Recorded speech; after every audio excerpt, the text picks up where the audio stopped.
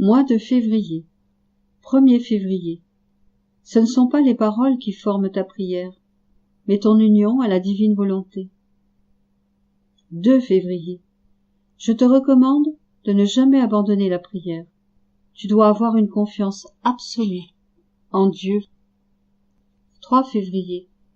Dès que tu décides de vivre dans la divine volonté, Jésus couvre toutes tes misères passées pour te faire recommencer une nouvelle vie, toute sainte et toute céleste. 4 février. Jésus te dit dans le secret de ton cœur, « Mon enfant, si tu fais ce que je veux, je m'engage à m'occuper de toutes tes affaires. Je sais mieux que toi quoi faire. Toi, ne pense à rien d'autre. Laisse-moi faire, et tu verras. » 5 février. La première chose que fait la divine volonté quand elle est connue, c'est de nous transformer en bien et d'écraser nos passions. 6 février. Vivre pour nous consumer dans l'amour est l'acte le plus beau. 7 février. Ce que tu dois garder à cœur, c'est de vivre dans la divine volonté et de la reconnaître dans toutes les circonstances de ta vie. 8 février. Tu n'as pas besoin de te décourager ni de perdre la paix lorsque tu n'es pas immédiatement exaucé. Sois patient. 9 février. En vivant dans la divine volonté, le Seigneur te donne plus que ce que tu demandes. 10 février. Paix, confiance, courage, abandon. Le Seigneur ne te laissera pas tomber. Tout ce qu'il permet n'est rien d'autre que sa façon d'agir pour faire de toi un saint, une sainte, dans sa volonté. 11 février. Un seul acte fait dans la divine volonté est tellement grand qu'il surpasse le ciel et la terre. 12 février. Quand tu perds la paix et la vraie confiance, tu perds tes bras pour prendre refuge en Jésus. 13 février. On peut appeler la paix jour du Seigneur, dans lequel la divine volonté forme sa journée de sainteté, toujours croissante, journée de grâce toujours nouvelle. 14 février. Mon enfant, l'amour et la divine volonté vont te rendre toutes choses faciles. 15 février.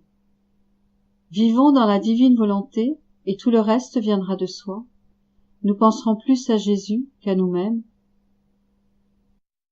16 février. Mon enfant, ne sois pas troublé. Donne tout à Jésus afin qu'il transforme tout en amour. 17 février. Si tu veux être saint, sainte, vis toujours avec Jésus et il prendra l'engagement de faire de toi une copie fidèle de lui-même. 18 février. Si tu vis dans la divine volonté, tu éprouveras une véritable force divine qui rendra ta situation plus facile. 19 février.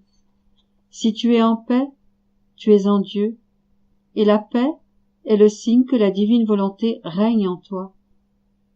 20 février. Mon enfant, chasse la tristesse de ton âme, ne te décourage pas et ne te trouble pas. Garde la paix comme ton plus grand trésor. 21 février. Mon enfant, ne pense qu'à aimer Jésus et à la manière de le rendre heureux. 22 février. Mon enfant, les peurs et les doutes sont des cordes qui te lient toi-même et empêchent l'amour d'entrer en toi. 23 février.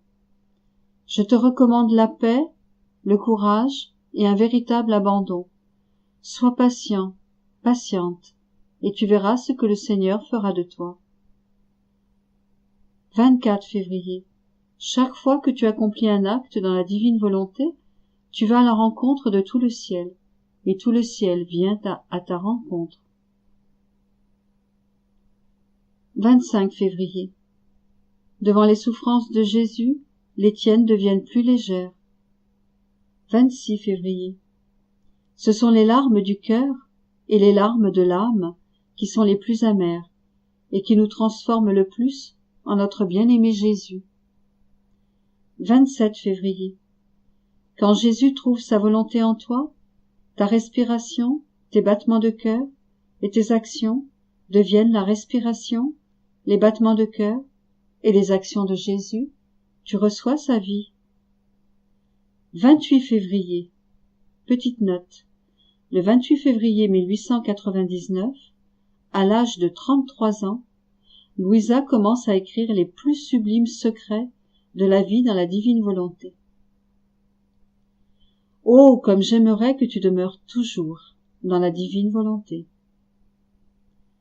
29 février. Seulement douter que Jésus t'aime, c'est le contrister.